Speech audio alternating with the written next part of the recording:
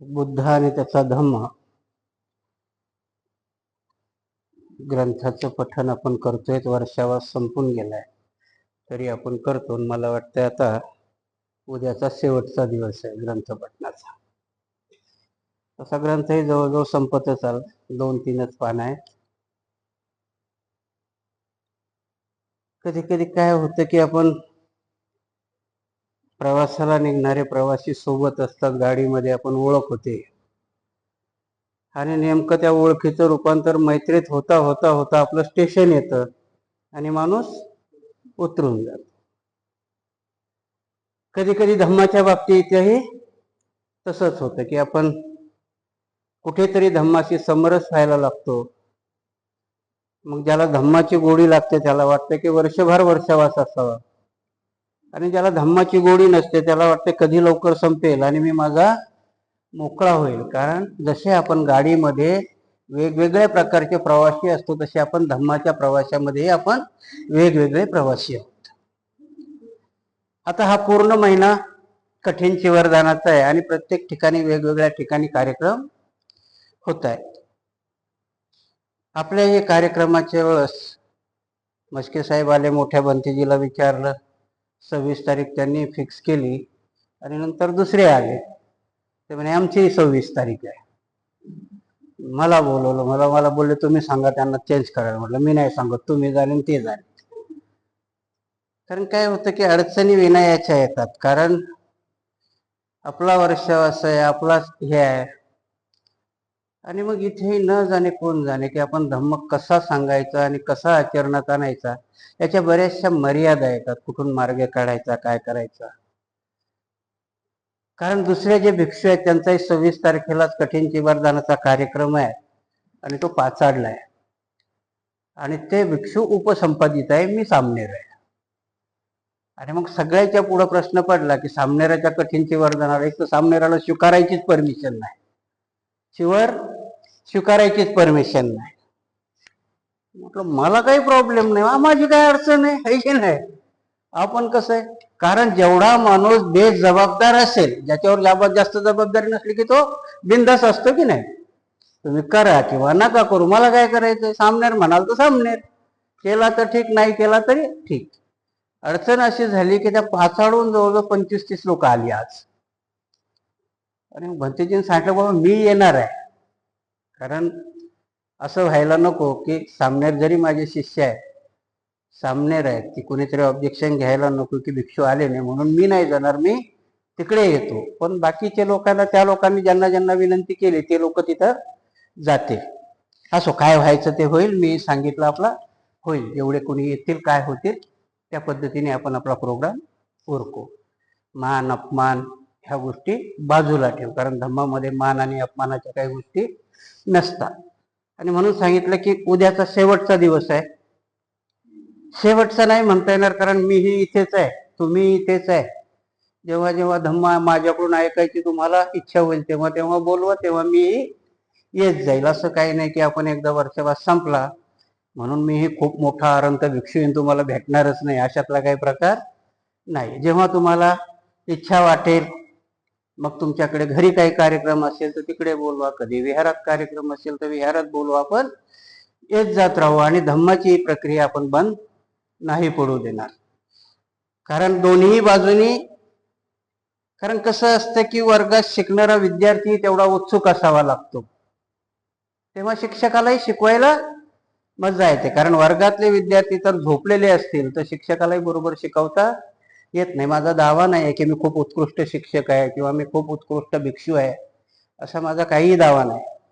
परंतु काही गोष्टी तुम्ही माझ्याकडून शिकता, काही गोष्टी मी तुमच्याकडून शिकेल. कारण मला कुठलीही काय म्हणता येईल की त्याला गर्व अभिमान नाही, कारण छोट्या छोट्या गोष्टीतून माणूस प्रत्येक गोष्ट शिकत असतो आणि धम्म हा शिकण्याचा आहे. कारण आचरण कधी करता येईल की जोपर्यंत तुम्ही शिकणार नाही तोपर्यंत आचरण करता येणार नाही. आईच्या पोटातून जेव्हा आपण बाहेर पडलो तर लगेच पळायला लागत नाही ना, कारण अगोदर सरपटतो, मग टोंगळ्यावर येतो, मग रांगायला लागतो, रांगायला लागताना उभं राहतो, मग कुठेतरी बापाच्या किंवा आईच्या बोटाला धरून आपण चालायला लागतो. तसंच धम्माचंही काम आहे.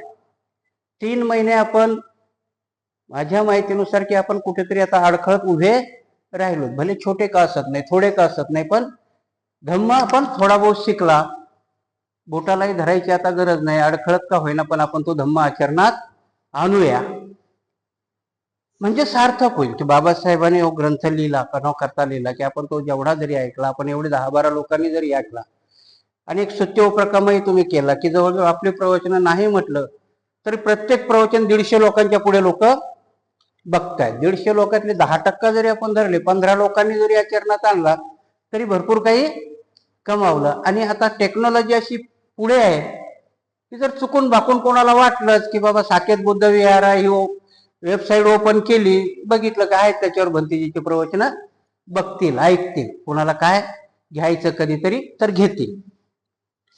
जसं काल आपण बघितलं की ह्या अलवक ब्राह्मण आहे, यांनी काही प्रश्न बुद्धाला विचारले होते की सुख कशाला म्हणतात, धन कशाला म्हणतात, आणि आपण हे काल बघितलं होतं. त्याच्याच पुढचे काही प्रश्न आहेत त्यांनी विचारलेले भगवान बुद्धाला. तो पुढे विचारतोय,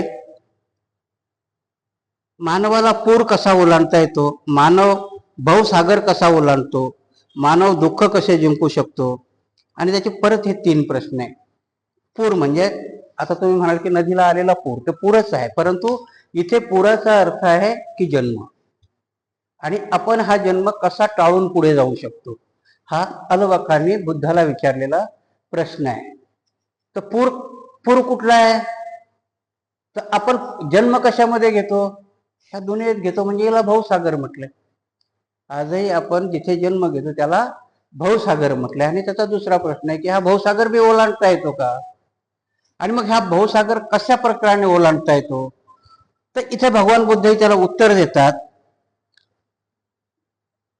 तथागताने उत्तर दिले की मानव श्रद्धेच्या द्वारे पूर पार करू शकतो, मानव दक्षतेने सागर ओलांडू शकतो, मानव प्रयत्नाने दुःखावर विजय मिळवू शकतो, मानव प्रज्ञेने शुद्ध होऊ शकतो. आणि भगवान बुद्धाचा धम्म आपण प्रत्येक गोष्टीत म्हटलं की वैज्ञानिक दृष्टीवर अवलंबून आहे, म्हणून इथं कुठलंही अवडंबर नाही सांगितलं. की त्यांनी सांगितलं की जशी श्रद्धेने तुम्हाला तुमच्या जन्मावरती मात करता येते, श्रद्धा कशावरती असायला हवी, तर श्रद्धा मला भगवान बुद्धाच्या मार्गावर असायला. जन्माचं कोड कसं सोडवलंय भगवान बुद्धाने की आर्य अष्टांगिक मार्ग, 4 आर्य सत्य आहे, त्या मार्गावरून चालत गेला तर तुम्हाला जन्माचं कोडही सुटतं. की आम्ही जन्माला कसे येतो, भवसागर कसा निर्माण होतो, वासना कशा निर्माण होतात, आणि अतृप्त इच्छा आमच्या कशा जन्म घेतात, ही सोपी कडी आहे. आणि म्हणून भगवान बुद्धांनी त्याला तिथे सांगितलं की तुझ्या जर माझ्या धम्माच्या मार्गावर श्रद्धा असेल तर मात्र तुम्हाला पूरही पार करता येतो. आणि नुसतं श्रद्धा असून भागेल का, नाही तर मग प्रयत्नही करावा लागेल, त्याच्या बाबतीत दक्षही राहावा लागेल. आणि तसा जर दक्ष राहायला प्रयत्न केले तर तुम्हाला भवसागरही पार करता येतो. भगवान बुद्ध त्याला इथे ते सांगतात. परत तो प्रश्न विचारतो, मानवाला ज्ञान कसे प्राप्त होते, मानवाला धन कसे प्राप्त होते, मानवाला कीर्ती कशी लाभते, मानवाला मित्र प्राप्ती कशी होते, इही लोकातून परलोकात जाताना मानवाला पश्चाताप का होत नाही. आता याने 2 गोष्ट, त्याने पहिल्या याच्यात प्रश्न विचारले की धन कशाला म्हणतात, ठीक आहे.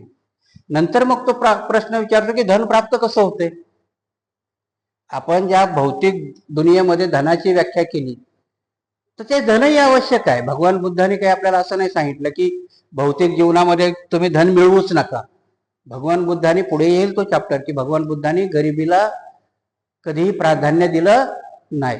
आणि म्हणून इथे त्याने विचारलं की धन कसं मिळवावं. भगवान बुद्धाने त्याला उत्तर दिलं की धन मिळवण्याचा मार्ग आहे की त्याला श्रद्धेने आणि प्रयत्नाने. तथागताने उत्तर दिले, निर्वाणाच्या प्राप्तीसाठी अर्थ तसेच धर्म ह्यावर श्रद्धा ठेवून आणि आज्ञा पालन करून दक्ष व तत्पर मनुष्याला ज्ञान प्राप्त करता येतो.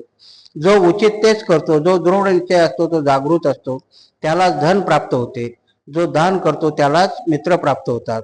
ज्या श्रद्धावान उपासकाशी सत्य, सदाचार, सहनशीलता आणि औदार्य असते त्याला मृत्यूनंतर पश्चाताप होत नाही. आता मृत्यूनंतर पश्चाताप म्हणजे मृत्यूनंतर बुद्धाने काय सांगितले, पुनर्जन्म सांगितलाय. मग माणसाला पश्चाताप कधी होईल की जर माणसाची दुर्गती झाली. आणि म्हणून भगवान बुद्ध त्या अलवाकाला सांगतात की माणसाला पश्चाताप तेव्हा होईल की त्यांनी जर ह्या माझ्या धम्माचं आचरण केलं नाही. तर तो जर सदाचाराने आणि धम्माच्या मार्गावरून चालला तर त्याला पश्चाताप व्हायची गरज नाही पडत. म्हणून भगवान बुद्ध एका ठिकाणी सांगतात की तुम्हाला सद्गती होणार आहे की दुर्गती होणार आहे याचं भविष्य पाहायची गरज पडत नाही. मी याची गॅरंटी देतो की तुम्ही जर माझ्या धम्माच्या मार्गावरून गेलात तर निर्वाण खूप दूर जरी असेल तर मात्र सद्गती निश्चित मिळेल याची गॅरंटी भगवान बुद्ध घेतात. कारण तुम्ही जर सद्गती जाण्याकरता तुमचं आचरण धम्माच्या आचरणानुसार गेला तर दुर्गती कधीही होऊ शकत नाही. आणि म्हणून भगवान बुद्ध इथं सांगतात की तुम्हाला धन प्राप्ती किंवा सुख प्राप्ती किंवा मृत्यूच्या नंतर जर पश्चाताप करायचा नसेल तर मात्र भगवान बुद्धांनी सांगितलेल्या धम्माच्या आचरणानुसार वागलं पाहिजे, ते आचरण केले पाहिजे. त्याच्या पुढे जाऊन भगवान बुद्ध म्हणतात की हा मला जसं विचारलं तसंच त्या तिथं असलेल्या अजूनही शास्त्रे आहेत तिथे, म्हणजे त्यांच्या वेळेस असणारे अजीवक होते, महावीर होते, केसकंबली होता, त्यांना जाऊन विचारतो, ते काय सांगतात ते ऐक. ज्या श्रद्धावान उपासकाची सत्य, सदाचार, सहनशीलता आणि औदार्य असते त्याला मृत्यूनंतर पश्चाताप करावा लागत नाही. इकडे ये, दुसरे श्रमण ब्राह्मण इथे आहेत, त्यांनाही विचार की सत्य, संयम, दानशीलता आणि सहनशीलता यापेक्षा अधिक उच्च गुण आहेत काय. आणि मी तुला हे जे वरचे सगळे गुण सांगितले की सदाचार, दानशीलता, योग्य दक्षता, तर हेच प्रश्न जाऊन तू दुसऱ्यांनाही विचार, कारण ते तुला काय सांगतील त्याच्यावरती तू तुझा निर्णय घे. तर त्यावेळेस तो अलवक म्हणतो की आता दुसऱ्या श्रमण ब्राह्मणाला कशाला विचारायला हवे. आज माझ्या भावी सुखाची मला जाणीव झाली. खरोखरच माझे भाग्य म्हणून तथागत अलवीला आले. आज मला समजले की कोणाला दान दिल्याने सर्वाधिक फल प्राप्त होते. आजपासून तथागत व त्यांच्या धम्माला वंदन करून एका गावाहून दुसऱ्या गावाला, एका नगराहून दुसऱ्या नगराला मी फिरत जाई. आणि अलवक हा प्रभावित एवढा होतो की तो तिथे भिक्षू बनतो आणि त्यांनी सांगतो की मला दुसऱ्याशी कोणाशी विचारायची आता गरज नाही. तुमचा धम्म मला कळाला, तुमचा मार्ग मला कळाला. मी निष्ठा आत्मसातच करणार नाही, तर एका नगराहून दुसऱ्या नगराला, एका गावाहून दुसऱ्या गावाला तुमच्या धम्माचा प्रचार करण्याकरता मी फिरत राहील. दुसरं चॅप्टर आहे की समता आणि समान व्यवहाराचे समर्थन. भगवान बुद्धाचा धम्मच हा समतेवरती आधारित आहे. कारण त्यांच्या वेळेसही चातुर्वर्ण्य पद्धत अस्तित्वात होती आणि त्या चातुर्वर्ण्याचं स्तोम एवढं माजलं होतं की जर ब्राह्मणशाही टिकवायची असेल तर मग पुरोहितगिरी टिकवण्याकरता यज्ञ केले पाहिजे, पूजा अर्चा केल्या पाहिजे आणि मग यज्ञामध्ये बळी दिले पाहिजे. आणि म्हणून ह्या चातुर्वर्ण्याला पहिली बंडखोरी भगवान बुद्धांनी केले की यज्ञ आणि हे नाकारले त्यांनी आणि त्यांनी समतेचा मार्ग सांगितला. मग बुद्धाच्या याच्यामध्ये समता निश्चित सांगितलं का त्यांनी आचरणातही आणली. त्यांच्या याच्यामधले सर्वोत्कृष्ट मार्ग सांगणारा भिक्षू होता त्यावेळेस, कारण भिक्षू हाच त्या धम्माचं प्रतीक होता. म्हणून त्यांच्या भिक्षू संघामध्ये त्यांनी अशी कुठलीही आट घातली नाही की जो जन्माने श्रेष्ठ असेल त्याला मी दीक्षित करेल, असं नव्हतं. म्हणजे फार त्यांनी डाकू अंगोलीमाल असेल तर चंडालिकेपासून त्याने अस्पृश्य भंगी सुदत्तापासून सगळ्यांना त्यांनी आपल्या संघामध्ये समावून घेतलं, म्हणजे भिक्षू करून घेतलं. समतेचा मार्ग होता आणि म्हणून भगवान बुद्धांनी समतेला आणि समान व्यवहाराकरता त्यांनी व्यवहारही सगळ्यांशी समान केले. मी कालच जसं उदाहरण दिलं की ते कपिल वस्तूला गेले, म्हणजे कपिल वस्तू ही त्यांची स्वगृह आहे ना, स्वतःची नगरी होती. समानतेची वागणूक म्हणजे कसं, ते कपिल वस्तूला जरी गेले तरी मात्र त्याने तिथे चारिकाच केली. आपल्या नगरीमध्ये गेले म्हणून ते काही राजासारखे वागले नाही. त्यांनी वर्तणूक कुठल्याही नगरामध्ये चारिका केली असेल तर त्यांनी कपिल वस्तूलाही चारिका केली. आणि सिद्धोधनालाही त्यांनी सांगितलं की जोपर्यंत मी युवराज होतो तोपर्यंत तुमच्या वंशाचा होतो, परंतु जेव्हा मला बुद्धत्व प्राप्त झाला आता मी तुमच्या वंशाचा नाहीये, माझा वंश हा बुद्धाचा वंश आहे आणि बुद्धाच्या वंशानुसार चारिका केली पाहिजे. म्हणून मी माझ्या वंशाचा मार्ग करवण किंवा माझ्या वंशाची प्रथा राखतो, म्हणजे समानता पाळतात ते. प्रत्येक ठिकाणी त्यांनी कुठेही की जे नियम लागू केले ते स्वतःवरती अवलंबून केले. म्हणून समता आणि समानता ह्या दोन्ही गोष्टी भगवान बुद्धांनी केल्या. त्याच्याऐवजी बाबासाहेब इथे एकच उदाहरण घेतात आणि ते त्यांच्या आईचं प्रजापतीचं. बऱ्याचशा वेळेस आपण 2-3 वेळेस माझं सांगूनही झालंय की प्रजापतीने की स्वतःच्या हाताने भगवान बुद्धाकरता शिवर बनवलं होतं. तेच लिहिलं, ते आपण वाचून सांगतो मी तुम्हाला की काय होतं त्याच्यामध्ये. तथागताचे भिक्खू संघासाठी जितके नियम तयार केले होते त्यांचा त्यांनी स्वखुशीने स्वीकार केला होता व ते आपणालाही बंधनकारक मानले होते. आपण संघाचे प्रमुख आहोत आणि आपल्यावरील असीम प्रेमाने आणि आदराने नियम पालनाबाबत आपणास सहज सवलती मिळू शकतील अशी परिस्थिती असतानाही तथागतांनी काही खास सवलती किंवा नियम विमुक्ती हक्काने उपभोगल्या नाहीत. भिक्खू दिवसातून फक्त एकदाच अन्न प्राशन करतात. हा भिक्खू वर्गासाठी केलेला नियम तथागताने स्वीकृत केला आणि त्याचे पालनही केले. भिक्खूची काही खाजगी मालमत्ता असता कामा नये हा नियमही तथागताने स्वीकृत केला आणि त्याचे पालनही केले. भिक्खूपाशी फक्त 3च चिवरे असली पाहिजे हा नियम सर्व भिक्खूप्रमाणे तथागताने स्वीकृत केला व त्याचे पालनही केले. भिक्खू संघाचे जसे नियम बनवले तसे ते स्वतः करताही त्यांनी अंगीकारले. आपण म्हणू की याच्यात काय मोठं आहे की कुठल्याही संस्थेचा जो कोणी मेन असतो, आजही तुम्ही जर गेलात, आपल्या शाळेपासूनच उदाहरण घेऊया की आपल्या शाळेत किंवा कॉलेजमध्ये तुम्ही सगळे शिकलेले आहेत. कधी प्रिन्सिपलनं क्लास घेतलेला आठवतोय का? जवळजवळ नाही. त्यांच्या वर्क लिस्टमध्ये असतं की त्यांनी कमीत कमी हप्त्यातले एवढे लेक्चर तरी घेतले पाहिजे, पण घेत नाही. त्यांच्या दुसऱ्यावरती टाकतात, ऍडमिनिस्ट्रेशन करायचं काम असतं. आणि म्हणून बुद्धाला किंवा त्यांच्या धम्माला बेगडी धम्म का नाही म्हटलं? त्यांच्याही धम्मामध्ये म्हणून इथं तुम्हाला शिष्य बनवला. शिष्याला बघा इथून सुरुवात केली त्यांनी की भगवान बुद्धाच्या शिष्याला काय म्हटलं जातं? भिक्षू. महावीराच्या किंवा हिंदू धर्मात जर गेला तर डायरेक्ट स्वामी असतो. आहे की किती फरक आहे? भगवान बुद्धांनी इथून सुरुवात केली की बाबा तुझ्यातही तो भाव नाही आला पाहिजे. कारण हिंदू धर्मामध्ये कुठलाही जर साधू असले तर त्याला स्वामी बाबा म्हणतात की नाही? स्वामी रामदेव बाबा, स्वामी आम्ही कामू. आपल्या इकडे भिक्षू, मग तो महाथेरो असेल किंवा थेरो असेल तरी तो भिक्षू असतो. म्हणून भगवान बुद्धाने कुठल्याही गोष्टीचं स्वतःलाही भगवान म्हटलं आणि सांगितलं की भगवान कोणाला म्हणायचंय. फुकटची उपाधी कुठलीच नाही घेतली त्यांनी, सगळ्या मिळवलेल्या उपाध्या घेतल्या. आणि म्हणून भगवान बुद्ध जे जे नियम केले, नियमही बाबासाहेब तर लिहितात की भगवान बुद्धाने मोजके नियम त्यांनी स्वतःहून केले. कारण बरेचसे नियम हे उपासकांनी सांगले. कुठल्या तरी उपासकांनी कंप्लेंट केली की भगवान बुद्ध नियम बनवायचे. म्हणून ह्या विषय प्रजापतीची की जेव्हा ते चिवर बनवते आणि ते घेऊन जाते तर पुढे काय होतं ते आपण बघू.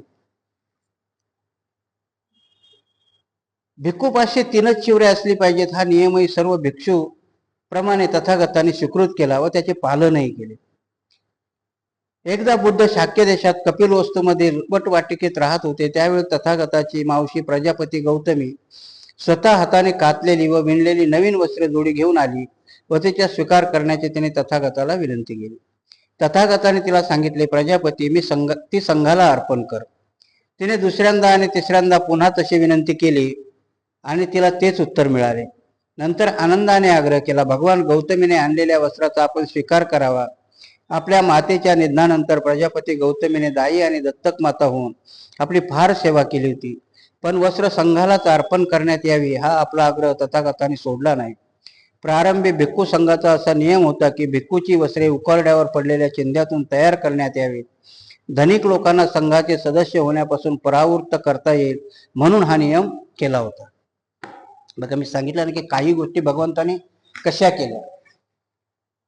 भगवंत जेव्हा प्रव्रजित झाले आणि जेव्हा संघ निर्माण झाला, ह्या चिवराची खूप मोठी आख्यायिका आहे. तर पहिले चिवर कशी निर्माण केल्या जायची की आपल्यातला अहंकार आणि धनिकाचा अहंकार जावा. कारण कुठलाही धनिक जर भिक्षू झाला, आजही मी तुम्हाला सांगितलं ना की जेव्हा मी रिक्षा घेतली आणि एक 8-10 दिवसानंतर मला भंतेजीने सांगितलं की आता चारिका करायला जा. कारण आजही आपल्या विहाराचा नियम आहे, वर्षावाद जर सोडला तर हप्त्यातून 2 दिवस आम्हाला चारिका करायला पाठवतात. हात मनातला अहंकार असतो आणि मला चारिका ते भिक्षापात्र घेतल्यावरच मला रडायला की कधी, कारण ती व्याख्याच विचित्र आहे ना.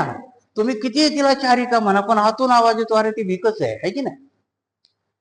आणि तिथे भगवान बुद्धाने की तो अहंकार जावा म्हणून पहिला नियम केला की अंगावरचं वस्त्रही कुठं कसलं करत होते ते उकिरड्यावर पडलेल्या चिंध्या आणायच्या, त्याला धुवायचं आणि मग हे करायचं आणि त्याचं चिवर बनवायचं. आजही बरेचसे भिक्षू जर तुम्ही बघितले तर त्यांना धुतांगधारी म्हणतात. जे धुतांगधारी असतात ना ते तुमचं असं चिवर वापरत नाही, ते कुठ्या तरी मशानामधल्या कपड्याचं किंवा चिंध्या पडलेलं त्याचं धुतांग करतात आणि तेच चिवर ते वापरतात. ते तिथून आलेले. मग भगवान बुद्धांनी ही चिवराची परमिशन कधी दिली इथे, तर त्यांनी पहिलं गौतमीकडून जर ते चिवर स्वीकारलं आणि मग त्यांनी सांगितलं की आता हे सगळ्यांना स्वीकारू द्या. कारण मग तिथे परमिशन दिली की आता तुम्ही ज्यांना धुतांगधारी व्हायचे त्यांनी धुतांगधारी द्या आणि ज्यांना हेच करायचं. म्हणजे पहिला नियम कुठे आला तिथे की प्रजापतीने ज्या दिवशी चिवर दिलं मग नियम बनवला की आता भिक्षू हो तुम्ही ते स्वीकारू शकता. तोपर्यंत एक चिवर होतं. 3 चिवराची परमिशन कधी मिळाली, जेव्हा विशाखेने परमिशन घेतली की पावसामध्ये जेव्हा सगळी चिवर भिजली होती आणि भिक्षू लोक उघडे होते तेव्हा विशाखेने, म्हणजे कुठलेही नियम भगवान बुद्धांनी स्वतः बनवले नाही, परिस्थिती निर्माण झाली की नियम बनवायचा. आणि म्हणून भगवान बुद्धांनी विशाखेला दिलेल्या वरदानामुळे 3 चिवर स्वीकारण्याची परमिशन सगळ्यालाच दिली आणि स्वतःही त्यांनी 3च चिवर शेवटपर्यंत. म्हणून ही शेवटची जोडी जेव्हा ती येते खूप आग्रह करते, कारण तिलाही वाटतं की मी तर आई आहे ना. निश्चित आई होती का ती?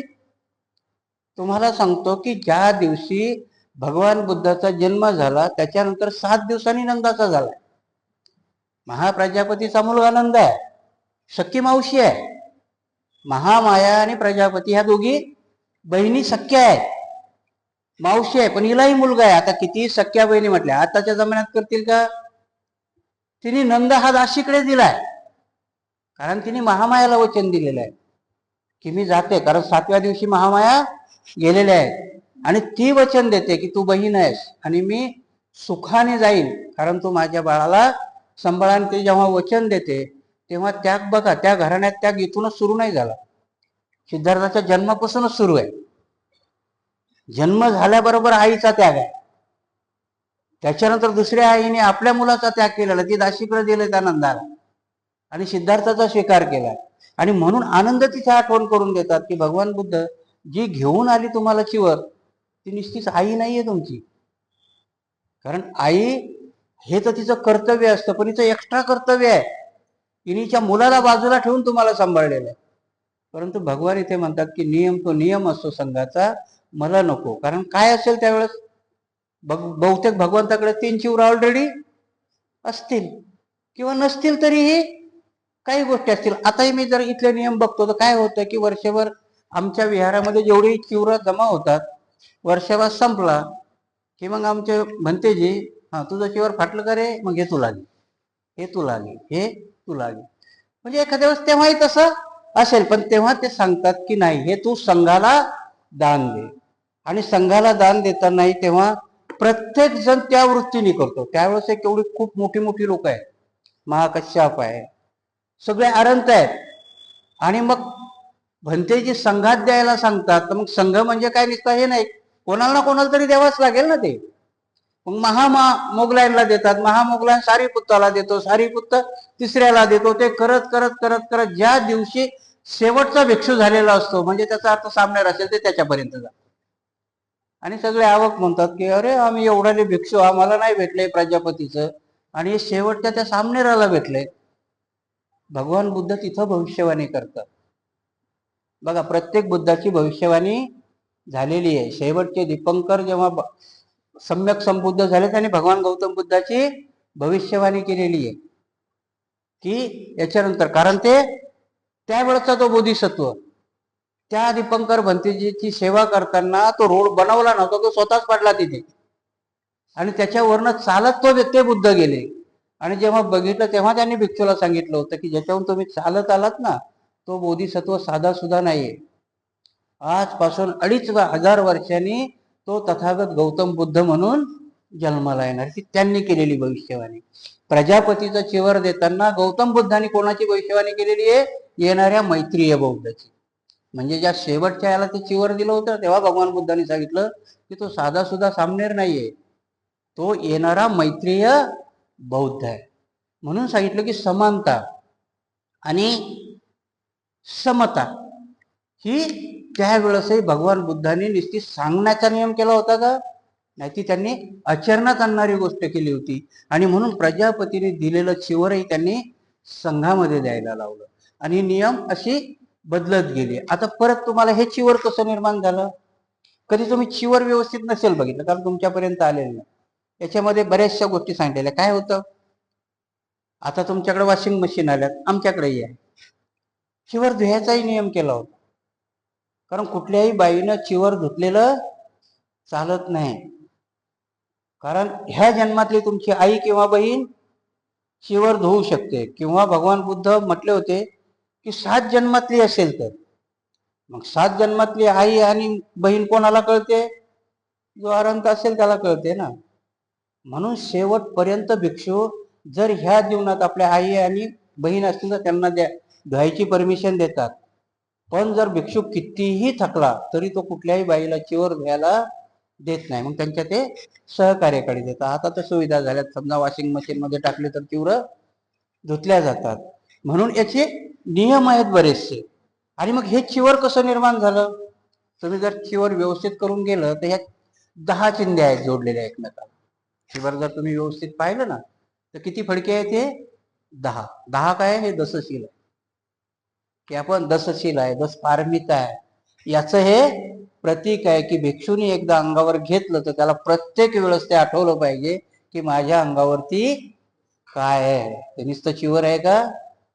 कारण तो दसशिलात असतो.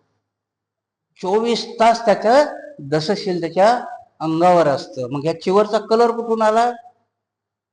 तर एकदा आनंद आणि भगवान बुद्ध डोंगरावरती उभे होते आणि डोंगराच्या खाली गव्हाची शेती होती. आणि भगवान बुद्ध आनंदाला बोलले की आनंदा, किती सुंदर दिसतं रे गव्हाचं शेत आणि त्याचा रंगही किती चांगला आहे. आणि त्या वर्षावासामध्ये आनंदाला लोकांनी विचारलं आणि तेव्हापासून हा गव्हाळी रंग की ज्याला भगवा रंग म्हणतात हा अस्तित्वात आला. आणि म्हणून ह्या चिवरामध्ये असणारे 10 फडकी म्हणजे दसशील आणि 10 पारमिता आहे. आणि म्हणून भगवान बुद्धाचं चिवर हे काशाय वस्त्राचं आहे, गव्हाळी रंगाचं आहे. आता त्याच्यामध्ये कलर भरपूर चेंज होत गेले, कोणाला जसं वाटेल तसं करतायत. आणि त्यांना हे बिघडवण्यात हात उपासकाचा जास्त असतो. आणि देशादेशात पण झालं, नुसतं उपासकाचंच नाही. श्रीलंकेमध्ये वेगळंच आहे, थायलंडला गेलं तर वेगळंच आहे, म्यानमारला तर गेलं वेगळंच आहे, जपानला गेलं तर जपानला चिवर नाही, तो ड्रेस आहे त्यांच्यावाला. म्हणून वेगवेगळ्या प्रकार जसा जसा करता येईल. आणि म्हणून भगवान बुद्धाने दिलेल्या स्वातंत्र्याचा बुद्धाच्या धर्माने भरपूर उपयोग करून घेतला. आणि म्हणून तिकडे जपानची लोक इथल्या आदित्यनाथाला मोंक म्हणतात, भिक्षू म्हणतात तिकडे. कारण का? कारण एक अर्ध्या चिवरातला ड्रेस आहे ना तो. बाकी तुम्ही परत याच्यात जर गेला तर सिद्ध म्हणून जे गोरखनाथ, जे नाथपंथी आहेत ते ऍक्च्युली पहिले बुद्धच होते. जालिंदरनाथ हे नाथ जे होते ते भिक्षू होते. त्यांना बुद्ध धर्मामध्ये सिद्ध म्हटल्या गेले. ते पंत पडत गेले नाही की जे वज्रायानामध्ये त्यांना सिद्ध म्हणत होते. वज्रयानामध्ये ज्याला सिद्धी प्राप्त झाली त्याला मग नाथ संप्रदाय निर्माण झाला. म्हणून हे सगळं आता भारतामध्ये जे बी काय असेल ते बुद्धाच्या उत्पत्तीपासून निर्माण झालं. म्हणजे 2000 इसवी सन चालू व्हायच्या अगोदर बुद्ध धर्माशिवाय दुसरं काहीही भारतामध्ये नव्हतं. कारण ख्रिश्चन धर्मही इसवी सनाच्या नंतर आला. मुस्लिम धर्म तर 1400 वर्षापूर्वीचा आहे. शीख धर्म तर गुरु नानकाचा इतिहास आहे. म्हणून भारताच्या किंवा जम्बूद्वीपामध्ये बौद्ध धर्मापेक्षा जुना कुठलाही धर्म नाही. आणि म्हणून जी जी उत्पत्ती आहे ती तुमच्या बौद्ध धर्मामध्ये आहे. म्हणून समता आणि समानता हा बुद्ध धर्माचा पाया आहे. इथे भगवान बुद्धाला दिलेलं चिवरही त्यांनी संघामध्ये द्यायला सांगलं. प्रारंभी भिक्खू संघाचा असा नियम होता की भिक्खूची वस्त्रे उकिरड्यावर पडलेल्या चिंध्यापासून तयार करण्यात यावीत. धनिक लोकांना संघाचे सदस्य होण्यापासून परावृत्त करता येईल म्हणून हा नियम केला होता. एकदा जेवकाने नव्या कपड्याचे तयार केलेले चिवर स्वीकारण्याचा तथागतांना आग्रह केला, तेव्हा तथागताने त्या चिवराचा स्वीकार केला. तेव्हा तथागताने मूळ नियमात असा बदल केला आणि भिक्खूंनाही ती सवलत देण्यात आली. म्हणून अनाथपिंडक आणि महाप्रजापतीने दिलेल्या चिवरापासून धुतांगधारी चिवर ज्याला वापरायचं त्याने वापरावं आणि हे चिवर स्वीकारू शकतात, हा संघामध्येही नियम बनवण्यात आला. दुसरा प्रकार आहे की त्याची आवड आणि निवड. म्हणजे भगवान बुद्धाला काय आवडायचं आणि काय नाही आवडायचं. आता हे ट्रान्सलेशन बरेचसे हे होतात. याच आवड आणि नावड म्हटल्यापेक्षा की भगवान बुद्ध कशाच्या बाजूचे होते आणि कशाच्या बाजूचे नव्हते हे संयुक्तिक होईल. कारण आवड नावड म्हटलं की मग आपण परत येऊ की भगवान बुद्धाला खायला काय आवडत होतं, भगवान बुद्धाला लिहायला काय आवडत होतं, भगवान बुद्धाला काय आंघोळीला काय आवडत, असा प्रकार नाही. की भगवान बुद्ध कशाच्या बाजूचे होते, म्हणजे वागण्यात असेल, धम्मात असेल, आणि भगवान बुद्ध कशाच्या विरोधात होते. म्हणून ह्या ग्रंथाचा खूप मोठा प्रॉब्लेम आहे ट्रान्सलेशनचा, की त्याला, आणि मग त्याच्यामुळे बऱ्याचशा टीकाही होतात.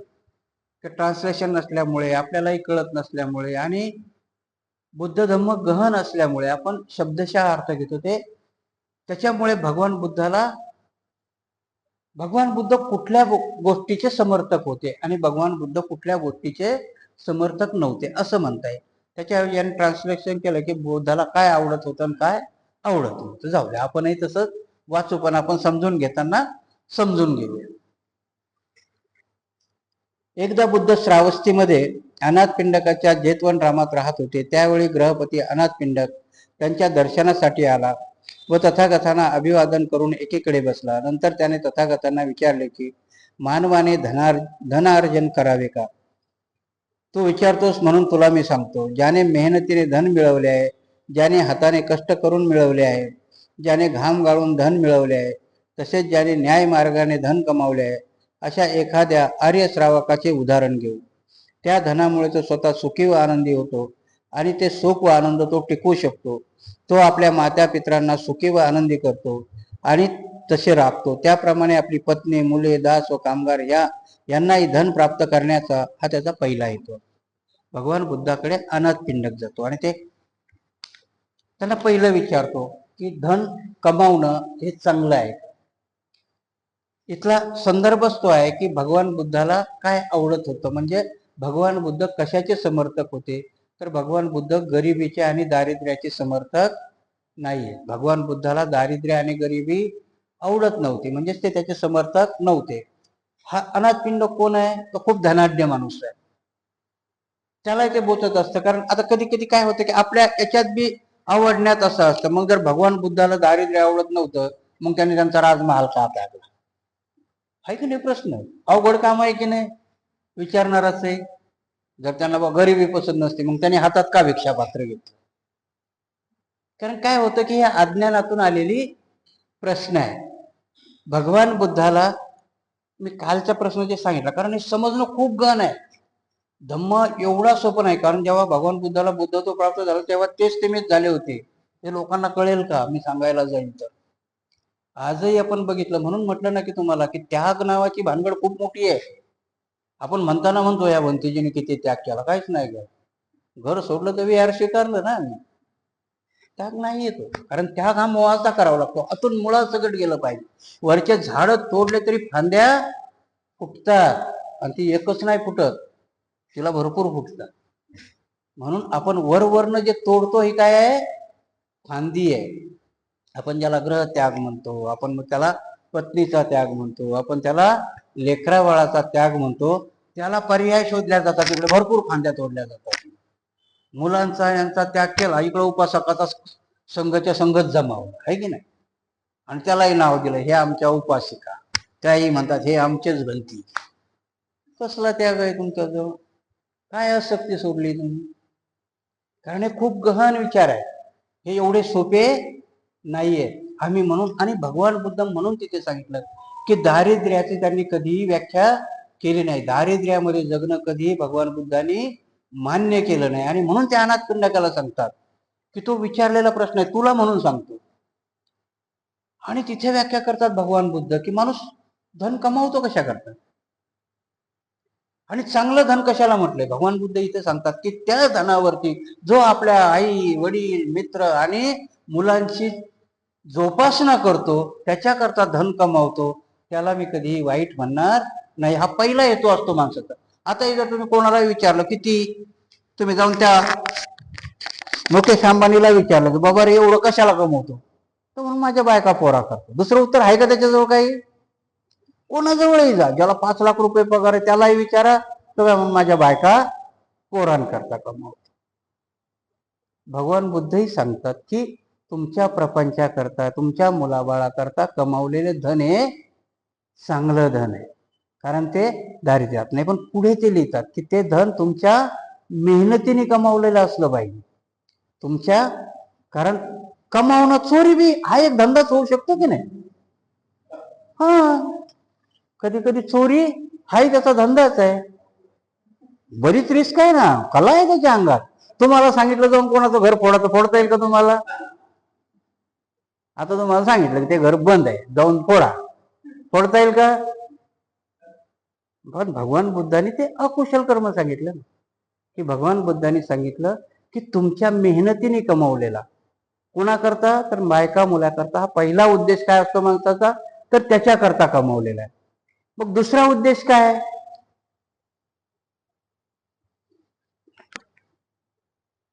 अशा प्रकारे बंधन प्राप्त केल्यानंतर तो आपल्या स्नेहासोबत्याचा सुख आणि आनंद देतो, तसेच सुखी आणि आनंद राहतो. हा दुसरा हेतू आहे.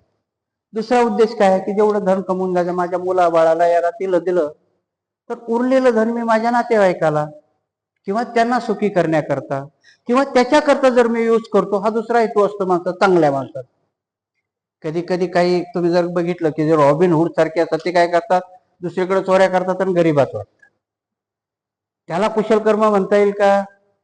नाही म्हटलं भगवान बुद्धांनी, बाबासाहेबांनी नाही म्हटलं. कारण तुम्हाला किस्सा मी इथेच सांगितलाय की नाही मला आठवत नाही, पण तो एक किस्सा सांगतो की पठ्ठे बापूराव नावाचा एक तमासगीर होता. आता कुठल्याही पक्ष चालवायला पैशाची गरज असते, तेव्हाही बाबासाहेबाकडे त्यावेळेच्या काँग्रेसची सभासद होण्याची फी किती होती? 4 आणे. बाबासाहेबाच्या पक्षाची होती 1 आना. कारण बाबासाहेबाला माहित होते की माझ्या लोकांना 1 आना देणं पण भारी होतं त्यावेळेस. आणि म्हणून बाबासाहेबांनी त्यावेळेस सांगितलं होतं की तुमच्याजवळ तिकडच्या काँग्रेसने तुम्हाला जर सवलत जरी दिली तर त्यांचे 4 आण्याचे सभासद होऊ नका. त्यावेळेस बाबासाहेबांनी सांगितलं.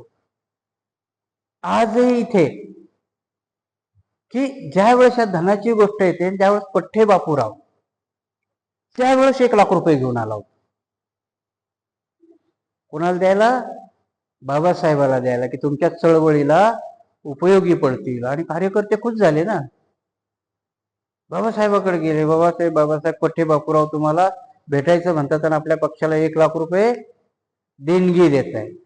बाबासाहेबांनी कार्यकर्त्याची हजामत केली आणि त्या पठ्ठे बापूरावला बोलावून खरडावून सांगितलं की माझ्याच जातीच्या पोरी स्टेजवर नाचवतो आणि त्यांच्या कमाईतले पैसे माझ्या चळवळीला चालवायला तू दान देतोस, मी तुझं हे दान नाही स्वीकारणार. म्हणजे दानही कोणाचं स्वीकारायचं आणि कमाई कशी असावी, त्याच्या कमाईलाही नाव ठेवलं की नाही त्यांनी. आणि म्हणून की इथे भगवान बुद्धही सांगतात की तुम्हाला कमावतानाही तुम्ही ते सत्मार्गाने कमवलं पाहिजे आणि देतानाही ते सत्मार्गानेच दिलं पाहिजे. कारण तुम्ही जर समजा एखाद्या दारुड्याला 10 रुपये दान दिलं तर तो काय करेल? जाऊन दारूच पिणार आहे ना. तो का म्हणणार आहे आजच्या दिवस राहू द्या, चांगल्या माणसानं दिलंय, मी काही आज पित नाही. तो काही तसं म्हणणार नाही. म्हणून कमवायचं कसं आणि द्यायचं कसं हेही तुम्हाला प्रज्ञेने कळलं पाहिजे. आणि म्हणून भगवान बुद्ध सांगतात की तिसरा हेतू आहे माणसाचा, की म्हणजे कमावलेलं धन हे चांगल्या मार्गी लागलं पाहिजे. हा तिसरा हेतू आहे. अशा प्रकारे धन प्राप्त केल्यानंतर तो कुलयज्ञ, अतिथी यज्ञ, पितृयज्ञ, राजयज्ञ व देवयज्ञ असे पंचयज्ञ करू शकतो. हा धन प्राप्त करण्याचा चौथा हेतू आहे. आता तुम्ही म्हणाल की हे यज्ञ काय भानगड आहे, तर इथे कुठले यज्ञ म्हटलेत त्यांनी? कुलयज्ञ म्हटलं. कुलयज्ञ म्हणजे काय? की मी कमवलेली माझ्या संपत्तीचा खर्च मी माझ्या कुळामध्ये करेल, माझ्या कुळाच्या उद्धाराकरता करेल. त्याला कुलयज्ञ म्हटलं. पितृयज्ञ काय म्हटलं की माझ्या आई आणि वडिलाच्या उत्थानाकरता, कारण त्यांनी केलेले माझे कर्म किंवा त्यांनी मला केलेलं आहे. कारण भगवान बुद्धाला आईचा उपकार परतफेड करायचा आहे, म्हणून भगवान बुद्ध तिला धम्म सांगण्याकरता तुषित देश याच्यामध्ये गेलेले आहे लोकांमध्ये. कारण आईच्या उपकारामध्ये पण बोधिसत्व राहत नाहीत. तशाच प्रकारे त्याला मातृपितृ यज्ञ म्हटलं, कारण त्या यज्ञामध्ये आणि ह्या यज्ञामध्ये फरक आहे. कारण भगवान बुद्धाला एका ठिकाणी प्रश्न विचारले होते की भगवान बुद्ध तुमच्या धम्मात बी यज्ञ आहेत का? तर भगवान बुद्धांनी सांगितलं हो माझ्या बी धम्मामध्ये यज्ञ आहेत. तर कुठले यज्ञ आहेत? तर हे 5 यज्ञ आहेत. ते जो कुलयज्ञ आहे, पितृयज्ञ आहे, वेगवेगळ्या प्रकारचे असे 5 यज्ञ भगवान बुद्धांनी सांगितले. आणि तुम्ही कमवलेला पैसा हा 5 यज्ञाकरता, जसा पितृयज्ञ, राजयज्ञ व देवयज्ञ असे पंचयज्ञ करू शकतो. हा धन प्राप्त करण्याचा चौथा हेतू आहे. अशा प्रकारे धन प्राप्त केल्यानंतर तो ग्रहपती उच्च हेतूने स्वर्गीय सुखाप्रत नेणारे, स्वर्ग लोकाच्या दिशेने प्रवृत्त करणारे असे दान, अहंकार व आळस यापासून मुक्त असलेल्या सर्व गोष्टी धीराने व विनम्रतेने सहन करणाऱ्या, स्वतंत्र, शांत व परिपूर्ण होण्याचा यत्न करणाऱ्या सर्व श्रमणांना आणि संत जनांना देतो. हा धन प्राप्त करण्याचा 5वा हेतू आहे. 5वा हेतू काय असेल? तर जर तुम्हाला सद्गती मिळायची असेल तर मग इथे दान पारमितेचं महत्व सांगितलेलं आहे. कारण दान पारमिता ही सगळ्या पारमितेची जननी आहे.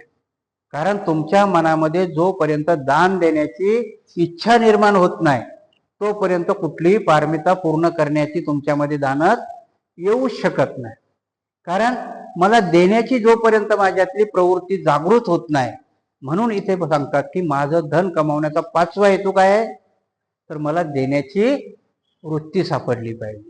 मग कधी कधी असं म्हणतात की याच्या मागेच गोष्ट आलेली आहे की आपण ज्या 4 राण्याला विचारतात की नाही की माझ्या बरोबर येशील का म्हणून, कुणीच येत नाही.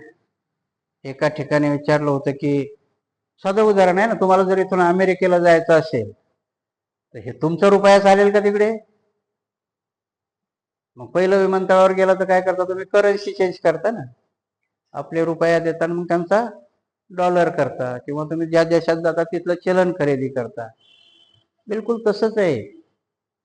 कारण जर तुम्हाला परलोकात जायचं तर तिथलं चलन खरेदी करायला तुमच्या कर्जाचं किंवा कर्माचं चलन तिथे हे करावं लागतं. आणि म्हणून भगवान बुद्ध सांगतात की 5वं काय तर दान कर्म.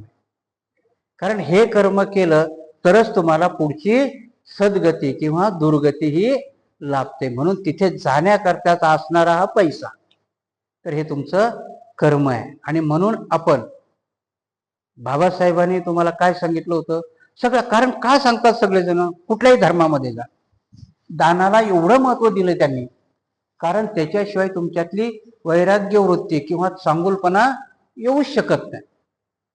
दुसऱ्याला देणं हे जोपर्यंत तुमच्या वृत्तीमध्ये येत नाही, आणि प्रत्येक धर्मातली संकल्पना आहे, कुठल्याही धर्माने नाकारली नाही. हिंदूमध्ये गेलं तरी ते टाका म्हणतात, मुसलमानामध्ये गेलं तरी खैरात म्हणतात, खैरात वाटली पाहिजे. कुठल्याही धर्मात जा, शिखामध्ये गेला तर त्यांचा तर लंगरच असतो. आणि म्हणून बौद्धांनी दान पारमितेला एवढं महत्व दिलं. आणि म्हणून इथे बुद्ध सांगतात की तुम्ही मिळवलेल्या सगळ्या धनाचा शेवटचा हेतू काय आहे? तर दान पारमिता, की मला गरजेपुरतं जेवढं लागतं तेवढं, आणि त्याच्यानंतर माझ्याकडे जे वाचणार आहे ते मी अशा याच्यामध्ये त्याचा विनियोग करेल. कारण त्यानेच तुम्हाला मित्र आणि सद्गती लाभू शकते. म्हणून भगवान बुद्धाला काय आवडत होतं?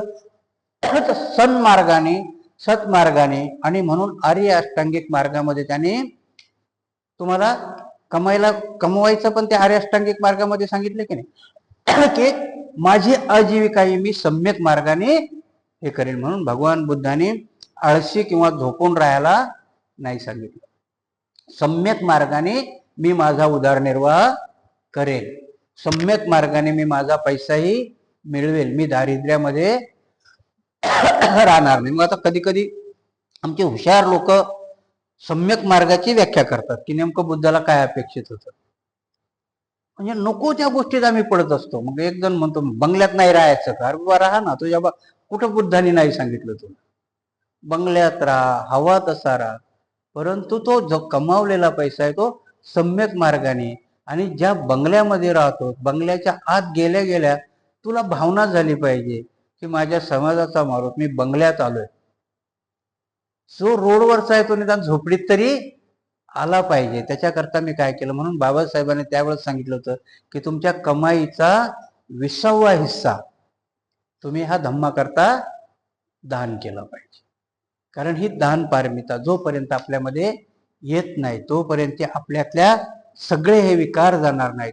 आणि दान पारमिता अशी आहे की तुमच्या सद्गतीला प्राण, म्हणजे पूर्ण ज्या 10 पारमिता सांगितल्या त्या पारमितेची सगळ्यांची ज्यांनी ही दान पारमिता आहे.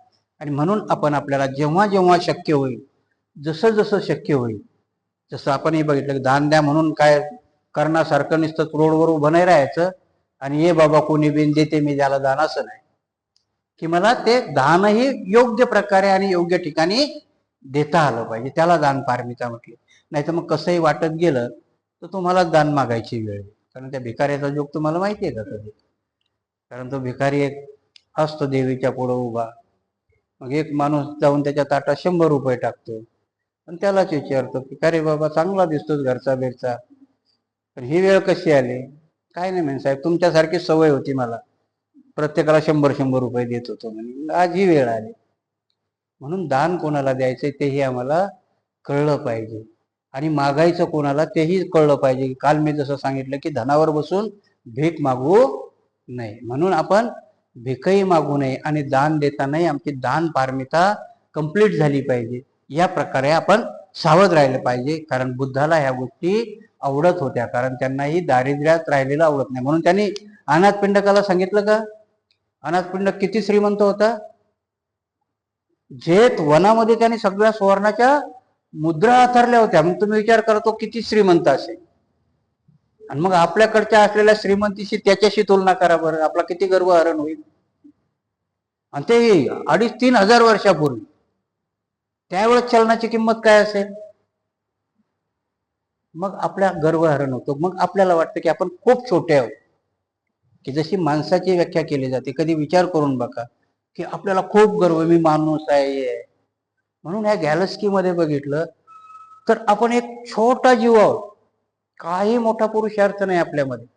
म्हणून भगवान बुद्धाने 82 लाख ब्रह्मांड सांगितले, त्यांनी चक्रवाल म्हटलं त्याला. आणि त्याच्यामध्ये तुम्हाला सांगितलं की खूप छोटे आहात तुम्ही, खूप लहान आहोत आपण. आणि म्हणून ह्या जन्मामध्ये पण मात्र एक आहे, तुम्ही लहान जरी असले तरी मात्र तुम्हाला बुद्धत्व माणसामधूनच मिळतं. डुकराला किंवा वाघा सिंहाला मिळणार नाही. तुम्हाला मानव जन्मातूनच जावं लागेल. हीच पेशी आहे, हीच योनी आहे की ह्या योनीमधून तुम्हाला बुद्धत्व प्राप्त होतं, निब्बान प्राप्त होतं, इथूनच मुक्तता होते. आणि म्हणून तुम्हाला श्रीमंती किंवा गरिबी ही, मग त्याचाही व्याख्या आहेत आपल्या, की जसं सांगितलं की धनाची व्याख्या, धनाची व्याख्या खूप वेगळी आहे. 7 प्रकारची धन सांगितली त्यांनी. लज्जा धन आहे, श्रद्धा धन आहे, ह्या 7 प्रकारची धन सांगितली त्यांनी. ह्या प्रकारची धन आहेत. आपण जी धनाची व्याख्या करतो ती खूप वेगळी आहे. आणि ती धन मिळालं तर हे धन ऑटोमॅटिक येतं. असं नाही की आपण ते धन मिळवताना हे धन भेटणार नाही, भेटतं. फक्त त्याची अनुभूती आणि त्याची प्रचिती तुम्हाला घेता आली पाहिजे. कारण ज्या माणसाकडं लज्जा हे धन असतं तो माणूस कधीच उधळ्या नसतो. 2 गोष्टी सांगतो मी तुम्हाला की टाटा, बिर्ला, धीरूभाई अंबानी हे तेही ज्वारी, गहू, चावल हेच खातात की नाही? का त्यांच्याकरता काही वेगळं पिकवल्या जातं? एवढं असेल की प्रक्रिया केलेलं. आपण जर समजा कोलमचा चावल खात असेल तर ते बासमती अजून कुठला तरी मोठा, पण खातात चावलच ना. सोन्याच्या पाण्यात शिजवतात का? मग थोडासा विचार करून बघा ना की काय आहे सांगितलेलं. लालसा कितीपर्यंत आहे. आणि शेवटी खायचं तर आपल्याला गहू आणि ज्वारीच खायची. म्हणून इथे तुम्हाला की श्रीमंती गरिबी याची भेद कधी मिटेल, तर एकदम खाली जाऊ नये. मग आम्हाला एकदम आमची इच्छाच मारायची म्हणून हातात कटोरा घ्यायला बी नाही सांगितलं. मग काही काही लोक म्हणतात मग भिक्षू काऊन मागतात? कारण भिक्षूला गर्व, कारण त्याच्यातले कॅटेगरी आहे, आम्ही ते समजायलाच नाही. भिक्षूलाही संग्रह करायला सांगितलंय का? एवढ्या नियमात सांगितलं की भिक्षा पात्रामध्ये जर 4 भिक्षू तुझ्या विहारात असते, ते चारिका करायला जात नाही तर 4 जणांच्या 4-25 घरं मागू शकतो तू. पण त्यातही जर पात्र भरलं तर वेगळ्या याच्यात घ्यायची परमिशन नाही. म्हणजे किती नियम आहेत त्याच्यामध्ये. भिक्षापत्रात, आम्ही भिक्षापत्राचा अर्थ खूप मोठा केला. आमच्या भिक्षापत्रात करोडो रुपये मावतात. कारण चालताना बोलताना गरिबीची व्याख्या करताना भगवान बुद्धांनी खूप सुंदर व्याख्या केलेल्या आहे. भगवान बुद्धांनी खूप सुंदर नियम केलेले. त्या नियमानुसार जर गेलं तर मी आता सांगतो तुम्हाला, काटेकोरपणाने त्या नियमानं वागलं तर अरंत व्हायला वेळ लागणार नाही. पण तसं वागणं शक्य नाही. कारण तो मोह जाणं, ती लालसा जाणं आपल्यासारख्याला शक्य नाही. आणि म्हणून सांगतात की माणसाला निब्बाण मिळेपर्यंत कितीतरी लाखो, भगवान बुद्धाला लाखो जन्म घेतले म्हणे. त्यांच्या जातक कथा जर वाचल्या तुम्ही तर लाखो जन्म घेतले त्यांनी, तेव्हा कुठे बुद्धत्व प्राप्त झालं. म्हणून आपणही ठरवायचं की लाखो जन्म घ्यायचे पण ते माणसाचेच मिळतील असे कर्म आपण करत राहायचं. आणि म्हणून भगवान बुद्धाला गरिबी दारिद्र्य हे पसत आलेलं आहे. कारण गरीब किंवा दरिद्री माणूस दान पारमिता करू शकेल का? तो स्वतःच भीक मागतो, तो काय दान पारमिता करेल? आणि दान पारमिता तर ही सगळ्या पारमिताची जननी सांगितली आहे. आणि पारमिता कंप्लीट केल्याशिवाय तुम्हाला निब्बाणच भेटत नाही. म्हणून बुद्धांनी तुम्हाला गरिबीचं समर्थन केलंय का? नाही. कारण तुम्ही जर गरीब असाल तर दान पारमिता करूच शकणार नाही. कारण त्या दान पारमितेवरती, कारण भिक्षू ही संघ जरी निर्माण केला तरी भिक्षू समाजाला दान करत असतात, ही त्यांची दान पारमिता असते, जग घेतात. आणि म्हणून भिक्खूला काही नाही तरी त्यांनी धम्म हा दान करावा, धम्म सांगावा. कारण भिक्षू व्हायलाही ती चेतना कधी येते की त्याने त्या जन्मापासून केलेला. कारण भिक्षू होणंही सर्वांना साध्य होतं का? कितीही मनात आणा तुम्ही, 10 दिवसाचं शिबिर करू शकता, 11व्या दिवशी हात लावून बघता कधी येतील केस म्हणून, आहे की नाही? म्हणून ते मनामध्ये यावं लागतं. भिक्षू होणं हे काही साधी गोष्ट नाही. कारण भिक्षू झाल्यानंतरच तुम्हाला संबोधी किंवा निब्बाण मिळू शकतं. आणि म्हणून भगवान बुद्धाने दारिद्र्याला का मान्यता दिली नाही याची ही कारण आहे. कारण दारिद्र्यामध्ये तुम्ही तुमची दान पारमिता कंप्लीट नाही करू शकणार. म्हणून भगवान बुद्धाने दारिद्र्य हे त्यांना आवडत नव्हतं. दुसरा चॅप्टर आहे,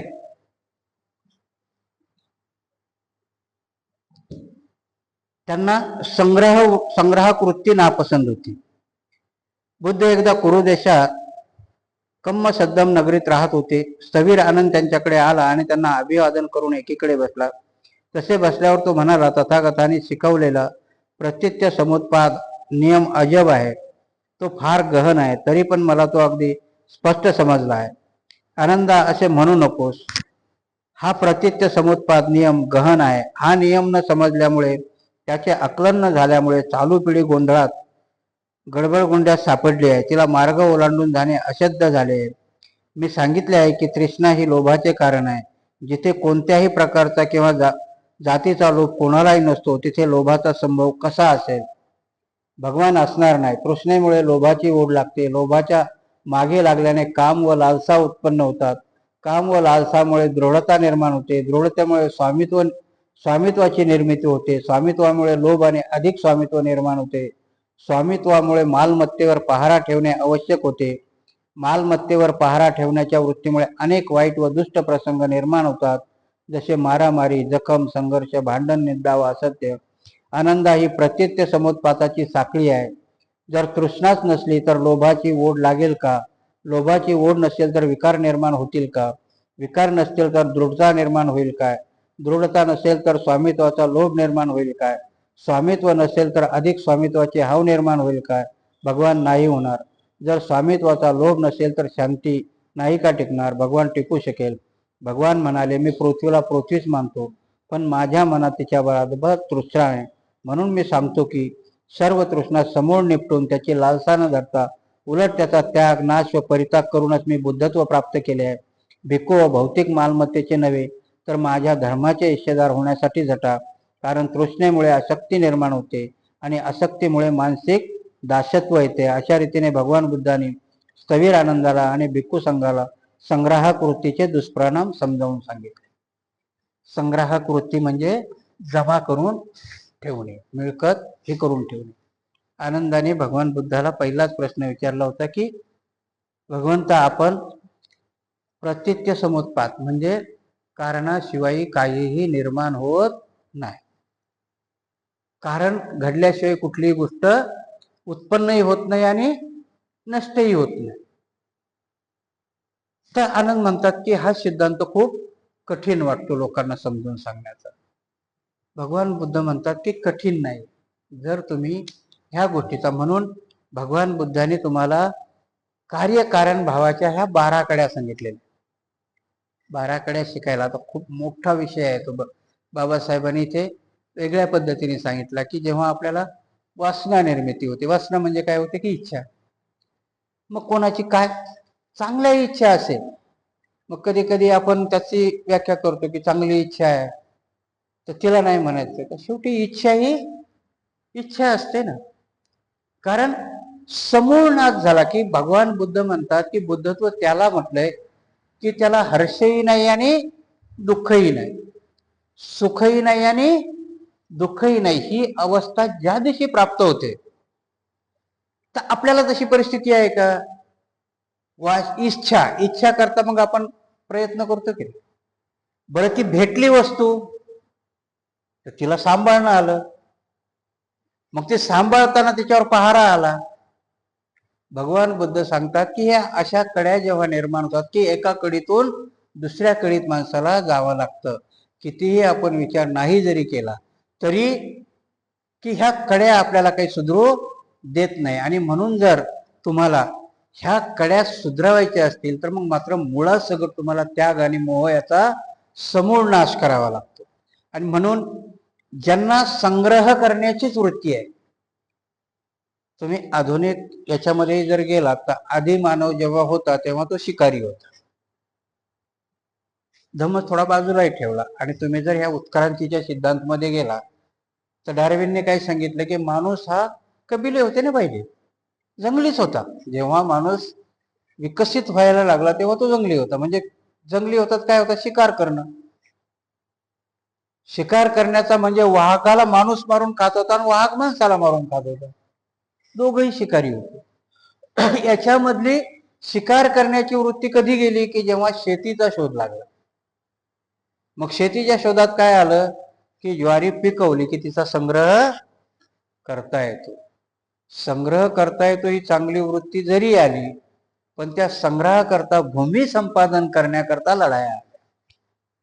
भगवान बुद्ध सिद्धांत कसा सांगतात की संग्रहामुळे सगळ्या गोष्टी आल्या की नाही. आजही तुम्ही काय करता? नोकरी करतो, नोकरी घर बांधतो, घर बांधताना बचत करतो, सरकारही तुम्हाला मदत करतं की तुमचा प्रॉव्हिडंट फंड एका बाजूला काढून ठेवतो. संग्रहच आहे की नाही हा संग्रह करताना. कारण प्रत्येक गोष्टीचा संग्रह करताना आपण छोट्या छोट्या गोष्टीचे संग्रह करत असतो. बाईला साड्या आवडतात म्हणून ते साड्याचा संग्रह करते, सोन्याचा संग्रह करते. आणि ही संग्रह वृत्ती मग माणसाला तृष्णेकडे घेऊन जाते. ह्या संग्रहामध्येच माणूस गुरफटत जातो. आणि म्हणून ही संग्रह वृत्ती केव्हापासून निर्माण झाली की जशी जशी सभ्यता वाढत गेली, जशी जशी बुद्धीचा विकास होत गेला तशी तशी संग्रह दृष्टी वाढत गेली. त्यावेळेचा आदिवासी माणसाचं काय होतं? आज शिकार केली, आज वाहक मारला, खाल्ला, झोपले, उद्या बघताय. त्याच्या पुढे काही धम्माचा प्रश्न होता का?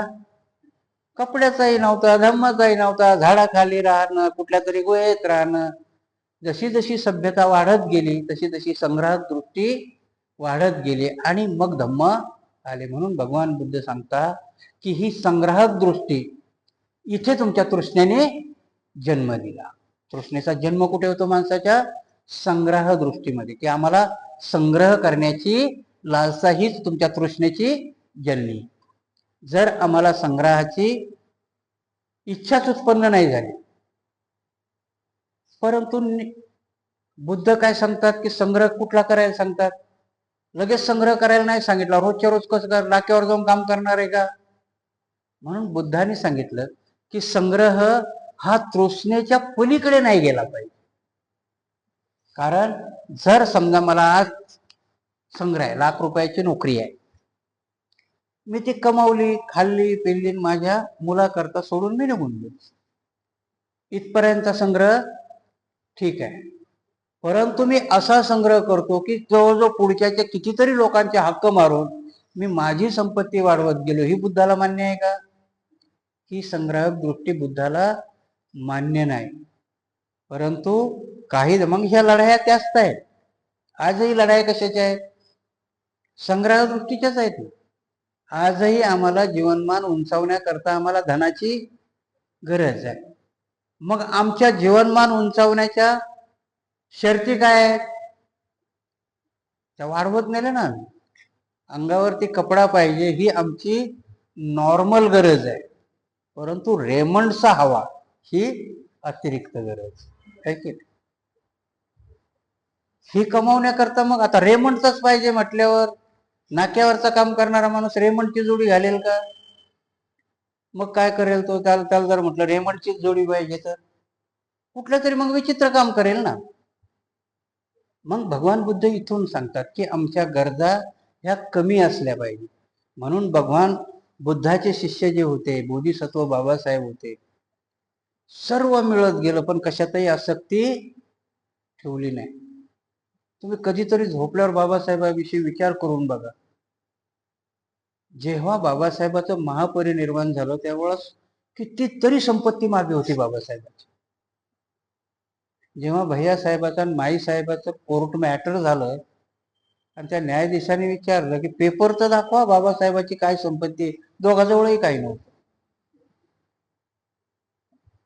मग भांडता कशाला म्हणे?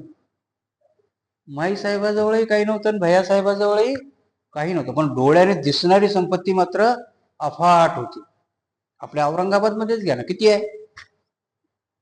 जर बॉम्बेचं सिद्धार्थ कॉलेज तुम्ही जाऊन बघितलं, एवढ्या किमती ठिकाणी आहे की तिथल्या त्या जागेची किंमत 10 लाख रुपये स्क्वेअर फूट आहे. तिथे बाबासाहेबाची ती जागा आहे.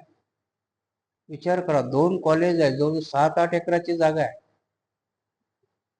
चर्चगेट सारख्या ठिकाणी, महत्वाच्या ठिकाणी आपले डोळे फिरतील की नाही? नाही केलं त्यांनी. संग्रह नाही केला. एका बॅरिस्टरची पत्नी होती, 33व्या वर्षी मेली. 33 वर्षाचं वय काय? मला आता वाटतं इथं बसलेल्या सगळ्या 33च्या पुढच्या असतील. 33 वर्षात रमाबाई मेल्या. नवरा बॅरिस्टर आणि मेल्या कशाने? टीबीने. केला. टीबी हा रोग कशाने होतो? खायला नाही भेटलं तर टीबी होते. कधीतरी गंभीर होऊन आम्ही विचार केलाय का की एवढ्या ज्ञान पंडिताची बायको 33व्या मरते आणि टीबीने मरते? का? संग्रह नाही केला ना. जर संग्रह करायचाच असता तर मला वाटतं रमाई मेल्या असत्या का टीबीने? आणि म्हणून एका ठिकाणी तो कवीचा प्रसंग आहे की रमाई विचारतात, कारण त्यांना कळत नाही की बाबासाहेब तुम्ही कशाचे डॉक्टर आहेत? 4-4 अपत्य मेली, तुम्ही डॉक्टर. तिला वाटलं होतं अशी डॉक्टर आहे कोण इंजेक्शन द्यायची. नाही, त्या रोगाकरता भरपूर डॉक्टर आहेत. पण माझ्या समाजाला जो गुलामीचा रोग झालाय त्या रोगाचं इंजेक्शन फक्त मलाच माहिती आहे. तो गुलामीचा रोग मिटवणारा मी डॉक्टर आहे. त्या रमाबाईला कळलं की नाही कळलं काय माहिती बिचारीला, परंतु बाबासाहेब त्या लेवलचे होते. म्हणून इथे बुद्धांनी सांगितलेला बुद्धाचा आत्मसात करणारी माणसं आपल्याला कळलीच नाही. मान्यवर कांशीराव आईला पत्र लिहिलं त्यांनी. ज्या दिवशी त्यांना बुद्ध आणि बाबासाहेब कळले त्या दिवशी आईला पत्र लिहिलं आणि त्या दिवशी सांगितलं की आई आजपासून मी घरी येणार नाही. त्या पत्रामध्येच लिहिलं की मी माझ्या नावावर कुठलीही संपत्ती कमावणार नाही. मी 2 जोडी कपड्याशिवाय कधी तिसरं शिवणार नाही. मी विनाकारण एका दिवस एक रात्र कुठल्याही गावात थांबणार नाही. कोणाचे नियम आहे ते? भिक्षूचे नियम आहे. आणि आम्ही अशा माणसाची कदरच केली नाही. जेव्हा मान्यवर कांशीराम मेले ना, तर त्यांच्या अकाउंट, कोणाचं अकाउंट होतं? त्यांच्या पक्षाचं होतं. भारतामधल्या 15 स्टेटच्या लोकांना गाड्या घेऊन दिल्या होत्या, एवढे पैसे होते त्यांच्या अकाउंट. जे 15 स्टेटमध्ये अध्यक्ष होते ना बहुजन समाज पार्टीच्या, सगळ्याला त्यावेळेसच्या गाड्या, मला वाटतं त्यावेळेस कॉलिस नावाची गाडी नेमकी चालली होती, त्या सगळ्या 26 स्टेटच्या लोकांना दिल्या होत्या. आणि जिंदगीभर ते त्यांच्या गावाला गेले, पण घरी नाही गेले. म्हणून की ज्या ज्या लोकांनी धम्म आत्मसात केला ती मोठी झाली. त्या सॉक्रेटिसला जहर देऊन मारलं. सॉक्रेटिस मेला का? अजूनही जिवंतच आहे. बाबासाहेब मेले का? अजूनही जिवंतच आहे. भगवान बुद्ध मेले का? आजही जिवंतच आहे. म्हणून माणूस शरीराने जरी मेला तरी, कारण त्या युपी मध्ये लोक म्हणतात की जिवंत बाबासाहेबापेक्षा मेलेले बाबासाहेब अधिक धोकादायक आहे. कारण तुमच्या महाराष्ट्रामध्ये बाबासाहेब स्वतः जगले, तुम्हाला माहिती नाही, पण त्या लोकांना कळलं. म्हणून एवढी आपल्याला भीती नाही वाटत की बुद्ध धर्म खरंच होईल का नाही. मी इथे लाख म्हणतो, परंतु बुद्ध धर्माची रेंज एवढ्या फास्ट मध्ये आहे की आज तुम्ही तिथल्या स्टेटमध्ये जर गेलात, परवाला मी बघितलं जेव्हा गुगल करत होतो, तेव्हा मायावतीचं सर्टिफिकेट बौद्धिस्ट आहे. आणि मी विचारतो तिने दीक्षा कधी घेतली. कधी गुगल करा, तिची जात जर तुम्हाला बघायची असेल आणि धम्म बघायचा असेल ना, तर गुगलवरती येतं मायावतीचा धम्म बौद्धिस्ट आहे. म्हणून खूप लोक आहेत, आपल्याला नाराज व्हायची गरज नाही. इथे मी तुम्हाला कितीतरी वेळेस अपसेट केला असेल, बोललो असेल, परंतु नाही, आपण त्या आचरणावरती आहे. भले गती आपली धीमी असेल. कारण काय होतं की याचं नेतृत्व आपण महाराष्ट्राने करायला पाहिजे, ते आपण नाही करत. पण आजही तुम्ही जर बाहेर गेलात, महाराष्ट्राच्या बाहेर, तर बुद्ध धम्माला खूप मोठा लोन आहे. खूप मोठी लोक आत्मसात करतायत.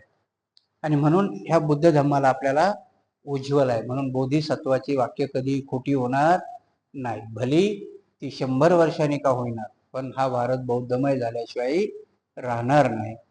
मला वाटतंय आपण हे प्रकरण आज इथे संपूया. उद्या शेवटचं आहे आणि आपल्याकडे 3 पानं आहेत, हे उद्या आपल्याला पुरतील.